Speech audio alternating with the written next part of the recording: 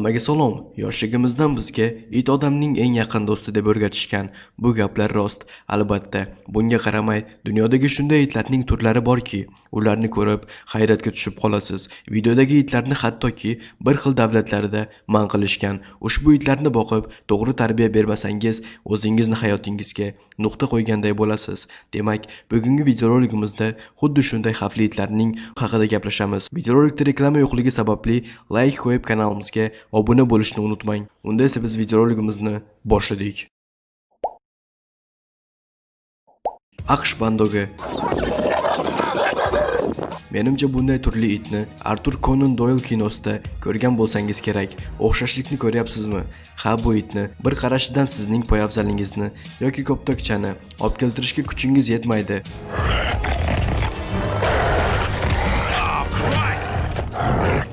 Aytgan gapimga hayron bo'lmasangiz ham bo'ladi. Chunki bu turdagi itlarni ko'cha janglari uchun ikki xil itlardan chachishtirishgan. Ya'ni Pitbull Terrier va Mastiff turlaridan John Swinford g'oyasi bo'yicha chachishtirilgan. Bunday itlarni chachishtirishni u 60-yillarda o'ylab topgan. Johnning g'oyasi bo'yicha bunday itlar eng zo'r jangchi itlar bo'lishi kerak edi. Lekin qanchalik it zotdor bo'lmasin, John maqsadiga yeta olmadi. Hattoki shunday turli itlarni qo'lga o'rgatish oson ham emas edi. Hozirgi kunda esa shunday itlarni tarbiyalash juda ham kam odamning qo'lidan keladi. Shunga qaramasdan bir xil odamlar bu turdagi itlarni chachishtirishni davom ettirishyapti. Itlar bo'yicha o'zining ustasi. Odamlar bunday jonivorni boqishni maslahat berishmaydi. Agarda baribir ham bunday itni boqmoqchi bo'lsangiz, uni yoshligidan qo'lga o'rgatishingiz lozim bo'ladi. Yana bunaqa it boshqa turdagi itlar bilan chiqishmaydi. Bekorga emas, shu itni bir xil davlatlarda man qilishgan. Ulardan birlari Ruminiya, Shvetsariya va boshqa AQSh davlatlarida ham bo'ri bosar. O'ylab ko'ring, sizda bo'riga o'xshagan itingiz bor.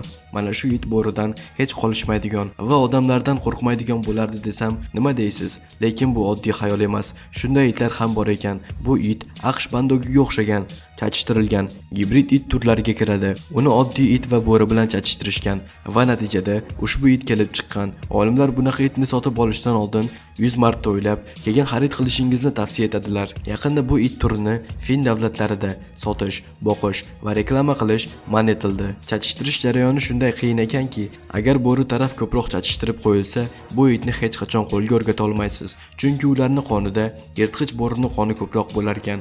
Mana masalan, uni yolg'iz bir go'dak chaqaloq bilan birga qoldirsak, it chaqaloqni o'zini o'ljasi deb o'ylar ekan va oyog'ini nima bo'lishini o'zingiz bilasiz. Shunga qaramasdan, kinologlar bunday harakatlarni itlarning xo'jayini aybdor deb bilishadi. Shuning uchun ham ularga ko'proq mehr berish talab qilinadi. Bo'ri bosarlar hech qachon uy hayvonidek o'zlarini tutisha olmas ekan. Ertami kechmi ularda hayvonlar instinkti uyg'onar ekan. Bunday turli itlar o'z nomini Kanar orolidan olishgan. Tepadagi aytib o'tilgan itlarga o'xshab, bunaqa tur ham gibrid chachishtirilgan Mastiff va cho'pon itlari bilan. Bunaqa turni ispanlar o'ylab topishgan. Keyin esa itlarni ko'cha janglariga tayyorlashgan. Xavfli itlar turiga kirib, shu itlar AQSh va boshqa davlatlarda man etilgan. Bunday itlarning asosiy kuchi og'riqni sezmasligi va juda chidamliligidir. Agar kanar itiga o'z vaqtida uyda kim xo'jayinligini ko'rsatmasangiz, u aqlidan ozib, sizga ham hamla qilishi mumkin ekan. Shuning uchun ularga o'z vaqtida qarab boqish kerak ekan. Ammo unga vaqt ajratmasdan tashlab qo'ysangiz, siz uchun bu yaxshilik bilan tugamaydi. Argentina iti. Agarki siz uning qanchalik xavfliligini bilmoqchi bo'lsangiz, bilib qo'yingki, buqalar va yirtqichlar pumalarni ov qilish uchun yaratilgan. Aqlga sig'maydigan tezlikka ega bo'lgan it 10 ta har xil turli itlar bilan chachishtirilgan. Tanasi muskulga egadir va mana shu muskullar uning balansini ushlab turishga yordam beradi. Ko'pincha bunday turli itlarni boqqan odamlar ularni juda do'stona deb bilishadi, lekin hammasi ham unday emas ekan. Argentina itlari ko'pincha yoshligida juda quloqsiz bo'lib, o'z kuchini haddan ko'p ishlatishadi. Hattoki bu it yosh bolalar uchun xavfli ekan. Ozgina jahli chiqsa ham boshqa hayvonlarni yeb qo'yish ham mumkin ekan. Man qilingan davlatlar ushbu it Buyuk Britaniya, Ispaniya, Ruminiya, Shvetsariya, Norvegiya, Izrael, Turkiya va boshqa davlatlarda man qilingan. Neapol Mastivi. To'g'risini aytsak, bunaqa itlar uncha jozibador bo'lmaydi.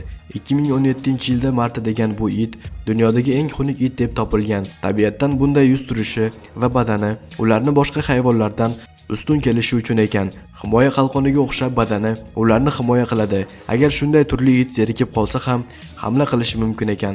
Shuning uchun u bilan ko'proq mashq qilish kerak bo'ladi. Qanchalik qo'lga o'rgatilgan it bo'lsa ham, bunday turli itni hech qachon yolg'iz bolalar bilan qoldirish mumkin emas. Eski zamonlarda hattoki bu itni jangovar askardek o'rgatishgan. Hozirgi kunlargacha agar it xavfni sezsa, yomon ham quturib ketar ekan. Man etilgan davlatlar AQSh, Ruminiya va boshqa davlatlarda.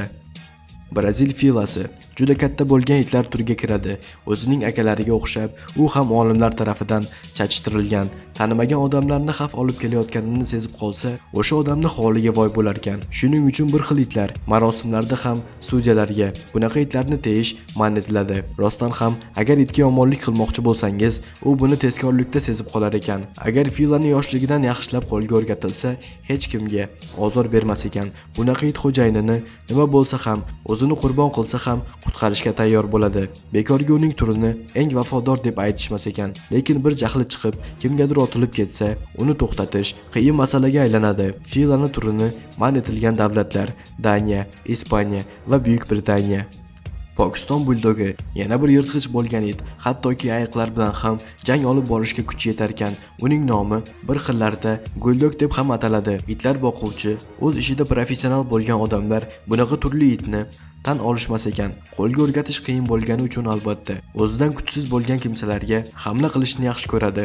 Va agar bunday itlarni boqmoqchi bo'lsangiz, bilib qo'yingki, unga har doim qattiq qo'l bo'lib turish kerak. Chunki tabiatdan shunday tug'ilgan. Ko'chaga aylantirishga olib chiqqanda, it har doim orqangizda bo'lishi kerak ekan. Menimcha ham shunday qilinsa, xavfsizroq bo'ladi. Chau chau.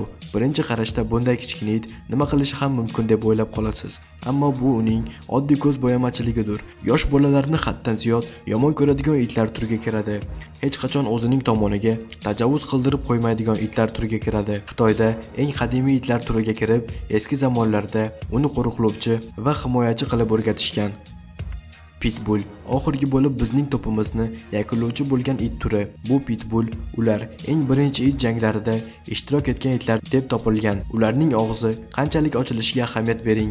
Bunday it hech kimni ayab o'tirmaydi va qolgan xavfli itlar ro'yxatidan ham o'z joyini olgan. Man etilgan davlatlar: Germaniya, Daniya, Ispaniya, Buyuk Britaniya, Norvegiya, Shveysariya va boshqa ko'p davlatlarda. Pitbull hattoki sobiq qurolni o'rnini ham bosa oladi. Yaxshi tarbiya berilsa, it oilaga butun umr vafodor bo'lib qolar ekan. Aytib o'tish kerakki, tarixda pitbullar odamning jonini ko'p vaziyatlarda saqlab qolishgan ekan. Mana ko'rib turganingizdek, bugungi videorolikimiz ushbu itlar haqida edi. Qanday ma'lumotlarni olmoqchisiz? Qanday videoroliklarni ko'rmoqchisiz? Kommentariyaga yozib qoldiring. Sizning fikringizga qarab, keyingi videorolikimizni qilishimiz mumkin bo'ladi. Unda esa ko'rishguncha deb qolaman.